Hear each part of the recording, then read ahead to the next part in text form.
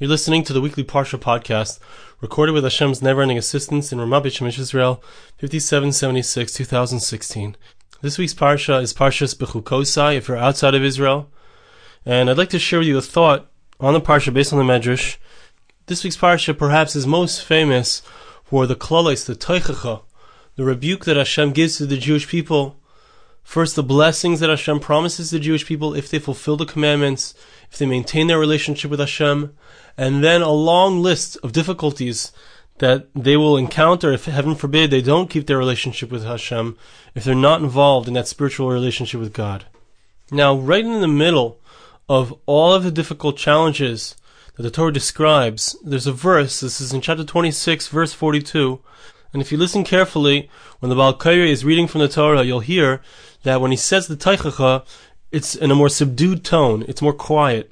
However, when it comes to this particular verse, the tone rises, because the verse describes the fact that no matter how difficult it seems, no matter how far it seems the Jewish people have strayed from God, God will always remember the covenant that He made with the forefathers. And so for that verse, the Baal Koreh will raise his voice and he will say it out loud, even though the rest of the teichacha is said in a more quiet voice. And then immediately after that verse, you'll see that the volume is going to go back down, because the teichacha will continue. The klales, the curses and the rebuke will continue. So it's interesting to note, what is this verse that all of a sudden, smack in the middle of everything, we have this verse. It says, "Zacharti es brisi Yaakov." God says, I will recall the covenant that I have with Jacob, V'af es brisi Yitzchak, and even my covenant with Isaac, V'af es brisi Avraham eskar, and also the covenant that I had with Abraham, I will remember, V'aretz eskar, I will recall the earth. Now, one of the first things that we notice as we listen to this verse is that the patriarchs are mentioned in reverse order. Usually we speak of them as Avraham, Yitzchak, Yaakov, Abraham, Isaac, and Jacob, but here it begins with Jacob, it goes to Isaac, and then it goes back to Abraham. What is the reason why the verse, in mentioning the patriarchs, reverses the order of the patriarchs? What is this to teach us? And also, another important question, what is indeed the understanding? Why is this verse in the middle of the teichacha? At the very end of the teichacha, at the end of the rebuke, we'll see, only a few verses later, that the tone will rise again, and Hashem says that I will never despise them, I will never throw them out, I will never destroy them completely, because I have this covenant. But what's the reason why we have this verse that all of a sudden it goes up and then it goes back down? Why is this verse chosen to be in the middle of the teichacha, to be at a point where it's still not yet out of the teichacha, not out of that rebuke? What is the lesson of this verse?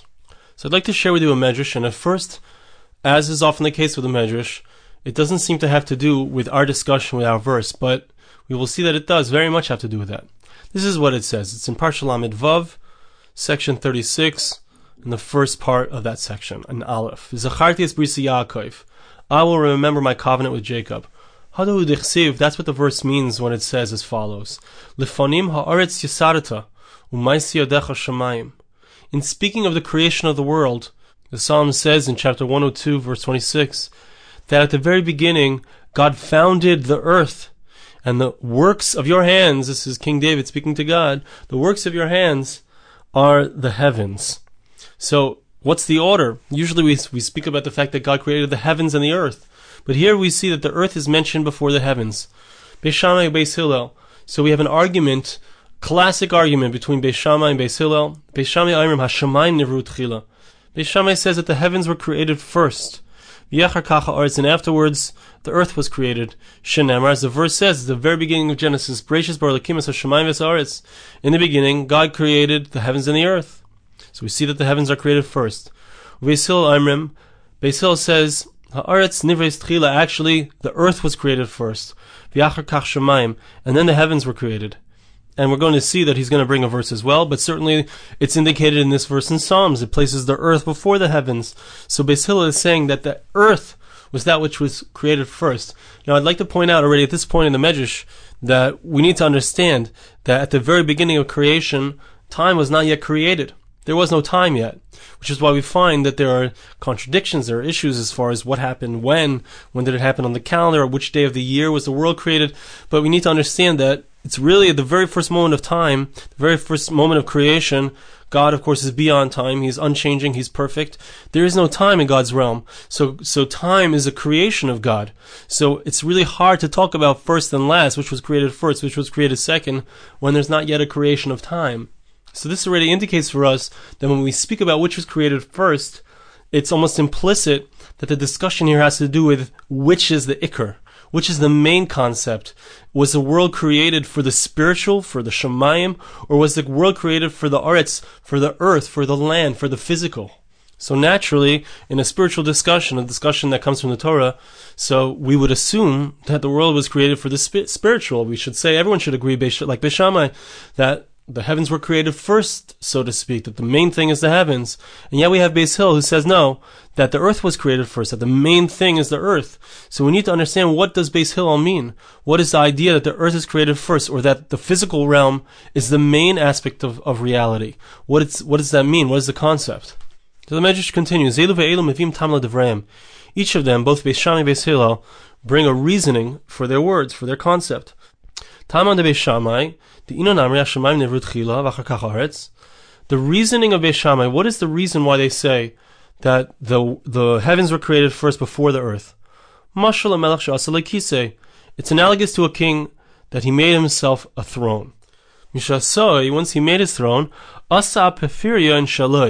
then he placed, because he's sitting on a very high place, so he needed a place for his feet to rest. They didn't reach all the way to the ground. So he had a stool made for his feet to rest upon. Kach. So this is what we find a reference to in the verse in Isaiah chapter 66 verse 1. Hashem, this is what God says. The heavens are my throne, and the earth is the place for my feet to rest.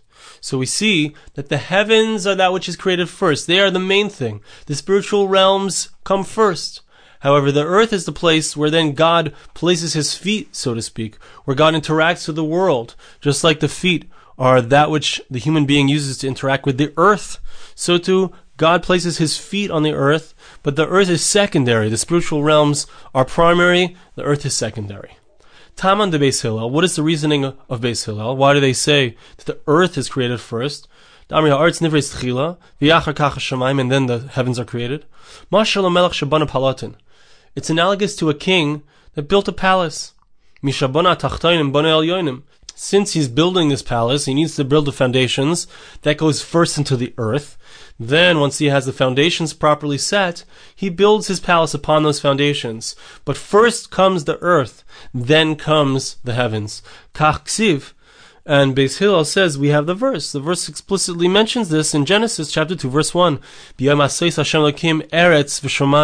refers to the fact that God created on that day the earth and the heavens. So we see that it's specifically from the ground up. Now a little bit farther on in the Medrash, we have the following statement of Rabbi Shimon Bar Yochai. Rabbi Shimon Bar Yochai, Tomei ani eich nechlaku avos ha'olam al brias shamayim va'aretz. He says, I don't understand how Beis Shammai and Beis Hillel are arguing about this. The creation of the heavens and the earth, which one was done first? Shani oimer, because I say, Shamayim va'aretz lo nivru ela ke'il pas v'kisui. He says that they were actually created as one unit. They were created at the same exact moment, the same time, as we spoke about before. Hadahu dechsiv, and that's what it means in the verse. Af yodi yosta eretz v'yimini tipcha shamayim. The verse refers to two hands of God, as it were.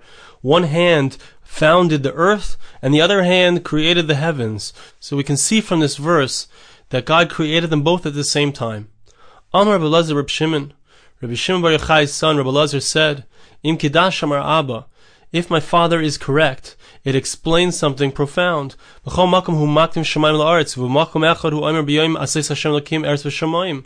fact that we find that the Torah many times places the heavens before the earth, and yet we find that the Torah also places the earth before the heavens in the description of the creation. Rabbi Elazar tells us that what the verse is teaching us, what the Torah is teaching us, is that indeed they were both created at the same time. But not only that, the two aspects of heaven and earth are shkulim shavim, which means that they are, if you had to place them on two sides of a weight of a scale, it would come out that they're evenly balanced, that they're both equally important. So it's very interesting because it comes out that Beis Shammai and Beis Hillel are arguing which is more important, the spiritual realm or the physical realm. And then Rabbi Elazar, Rabbi Shimon, and Rabbi Shimon Bar Yochai are saying, no, you can't talk about which one is more important, but rather you have to say that both of them are equally important. We need to have a perfect balance between the spiritual and the physical realms. Now, what's interesting, it's important to ask this question here, is that Rabbi Elazar, Rabbi Shimon is telling us a great chiddush. He's saying a novelty, and that is that the Torah says ordinarily the heavens before the earth, and yet, if the Torah singles out one time to say it in reverse order, nothing is by chance. The Torah is very careful with the words that it chose. The revelation that Hashem gave, that God gave to Moses, was very carefully, the words were carefully chosen. So if we find one time the Torah switches the order, that's enough for us to say that even though the heavens seem to be more important than the earth, or even though the heavens seem to be created before the earth, really, from the fact that the Torah reverses it one time, teaches you that no, they are equally important, that they were created at the same time, and don't think that the heavens were created before the earth, or that the heavens are more important than the earth. But the thing that we need to understand is why indeed does the Torah say it all of the time that the heavens come first? Why indeed is it enough that if it just says it one time, if it just reverses the order one time, that's enough to show us that indeed that they are equal, that they are equally important, that they were created together? If so, then why does the Torah not place them equally? Why doesn't the Torah sometimes say it this way, sometimes say it that way, place the heavens before the earth, or place the earth before the heavens, in an equal manner? Why does it do it in this way, where it always seems to be that the heavens are first? Now, I want to just share with you the rest of the Medrash, a few more examples where we see the Torah places one thing before the other, or one person before the other, and it seems that one is more chashuv, more important, more significant. But in fact, the Torah in other places switches the order, and thus shows us that they are equal. The first example that I'd like to share over here, in all places, or generally speaking, the Torah places Moses before Aaron. In one place, this is a verse in Exodus chapter 6, verse 26, it says, Hu Aaron u Moshe, refers to Aaron and then Moses. This teaches us that they are equal, that they are equally important in the process of Geula, in the process of the redemption of the Jewish people, that they each have their tafkid, that they each have their special purpose that they have to fulfill in order to bring about this amazing Geula, this amazing redemption. We find that Joshua always comes before Caleb. But in one place, in Bamidbar, in Numbers chapter 32, verse 12, it says, Bilti Kalev ben Yefuna Knizi v'Yoshua ben Nun. The only ones who are faithful to me and who will go into the land of Israel are Kalev, and then Joshua. It places Kalev first. This teaches us that these two great people were equal. They both served an important purpose in God's plan, and they were equally important. Interestingly, we find that the Torah usually places the honor of the father before the honor of the mother. But in one place the verse says that a person needs to honor and fear his mother and his father. It places the mother first. This teaches us that the parents are to be equal. The parents, the mother and the father, have to be honored in an equal way. We do find that there is an exception to this. If let's say the father says one thing, the mother says another thing, so the child is obligated to listen to the father. What's the reason for that? Because there's an obligation on the wife also to honor the father, to honor her husband. And therefore, since they both have to honor the father, so the child has to listen first to the father. But the idea here is that we see that the Torah will say things one way, it will switch the order so that we know that the two ideas, the two people, the two concepts are equally important, that they both serve different roles, but equally important roles. And here's where the Medrash comes back to our verse, which speaks of Abraham, Isaac, and Jacob in reverse order, placing Jacob first, and then Isaac, and then Abraham. What is it teaching us? It's teaching us this idea. In all places, it places Abraham first. Here places Jacob first. This teaches us that the three of them were equal, were equally important, had an equally important and significant role to play in the foundation of the Jewish people. Now let's return for a moment to the question that we asked. We said, if indeed the Torah is teaching us that these concepts are equal, by placing them in a certain order most of the time, but reversing it once or twice, that teaches us that they're equal. Then why indeed does the Torah reverse it only one time or two times? Why doesn't the Torah consistently reverse it so that sometimes it's this way, sometimes it's that way, but this shows us that they're equal? And I think that the depth of the idea of what this Medrash is teaching us and what the Torah is teaching us is that it's telling us an ideal. It's telling us that ideally we should view the spiritual realms and the physical realms as equal. It's not the natural state. It's not the natural way of thinking about it. Really, the spiritual realms are much more significant. That's why the Shemaim is mentioned always before the physical, before the creation of the earth. But by the Torah reversing it one time, it's telling us that this is how it's meant to be. It's meant to be equal. It's not the natural state, but this is something that we need to work towards, that we're raising up the physical aspect of ourselves until it becomes on equal footing with the spiritual aspect of ourselves, infused with spirituality, so that the soul and the body are not enemies, they're not fighting with each other, but rather they're working in tandem. Moshe Rabbeinu, Moses, his midah of takifus, of strength, of direction, of very clear-cut direction, and at times anger when things aren't done properly, that midah is the midah that seems to be outstanding. That's the miraculous way that the Jewish people are taken out of Egypt, is through his power. It seems that Moshe's midah, his aspect, his character trait, is the more powerful midah. But by the Torah reversing it and showing us that Aaron comes before Moshe sometimes, Aaron comes before Moses at times, this teaches us that they are meant to be equal. They're not always equal. On the surface, they don't seem to be equal. The midah of Aaron is Haid. His midah, his character trait is giving in. The balance of those two is not something that is a natural thing that happens automatically, but it's something that takes time, and it's something that we have to reach for. So the Torah ordinarily places Moshe before Aaron in order to teach us that his midah ordinarily on the surface seems to be greater, but it switches the order to teach us that Aaron's midah is equally as important, and it needs to be developed. The natural state is not that they're equal, but we need to get to that point. And it's the same thing when it comes to the father and the mother, the kibud av v'em. Naturally, a person is mechabed and fears and honors the father more. As our Chazal tell us, a person is in awe of the father. The father is the one who directs the child. He's the one who gives them, if he does something wrong, the father is the one to rebuke him. So the father is the one that he naturally fears and is in awe of. To get to the place where the mother is also respected in that way, it's important. The Torah is telling you it needs to be that way, that they are equal, that they're equally important, the father and the mother. But that's not the natural state. The natural state of the child is to honor the father more. It's to be in awe of the father more. So it's something that needs to be worked on. We need to get to that place where the male and the female aspects are indeed balanced, are working in tandem. This could also explain, Beis Shammai and Beis Hillel, they were great leaders in a previous generation before Rabbi Shimon Bar Yochai. Rabbi Shimon Bar Yochai, what gave him the right to say that they're wrong? To say, when they spoke about which one was more important, that no, Rabbi Shimon Bar Yochai says they're equally important. And I think even in that discussion, in that back and forth, the Medrash is teaching us that the first order is, the first way it's set up, the way that the earth is created, is in a place of imbalance, in a state of imbalance. And Rabbi Shimon Bar Yochai is telling us that, yes, it's true, they held that there was a difference, that one of them is more important, but ultimately we're supposed to get to this place where they're equally important. And I think that we can use this idea to help us understand why this verse, V'zacharti Brisi Yaakov, why this verse that God will remember the covenant, it stands out for a moment.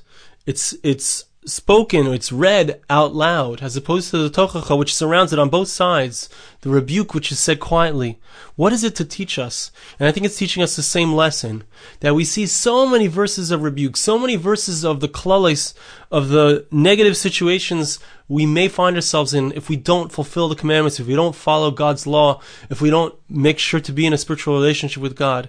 It will seem like that's the overwhelming way things are going to be, and there's no way out of it.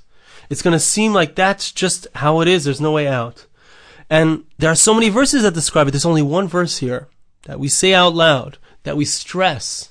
And that verse says, God will not forget his covenant with Jacob, with Isaac, and with Abraham. Things are reversed. It looks like it's so hard. It looks like it's so difficult. It looks like we're the downtrodden nation, that we always receive the brunt of the nations of the world's wrath. And yet, God says, everything is really reversed. It's really reversed. That which it seems is insignificant, my promise seems insignificant. It seems that the klolis, the curses, the difficulties are overwhelming you. Don't think that that's really how it is. That's how it seems to be. But there's a process that's going on, and it's a quiet process, and it goes on behind the scenes that says, this is the truth. This is the real truth. There really is balance. There really is going to be a time when you'll see that all of the difficulties, all the challenges, all the hardships that the Jewish people have gone through, they were not the main thing. It was really God's love, God's memory of the bris, of the covenant that he has with Abraham, Isaac, and Jacob, which represents his unconditional love for the Jewish people. That's the true thing. The balance will come, but it will take time. At first it seems that it's out of balance. At first it seems that this isn't the main way that God deals with us, that God is not remembering his covenant.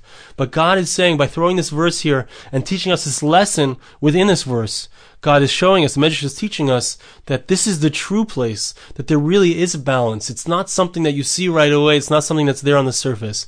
But ultimately, it is something that's seen. Ultimately, it is the true reality. I want to bless you, and please bless me back. Hashem should help us, that we should be able to find the balance in our lives. We should recognize that there's a balance that we're going for, that we're trying to reach for, that is our goal, that is our aim.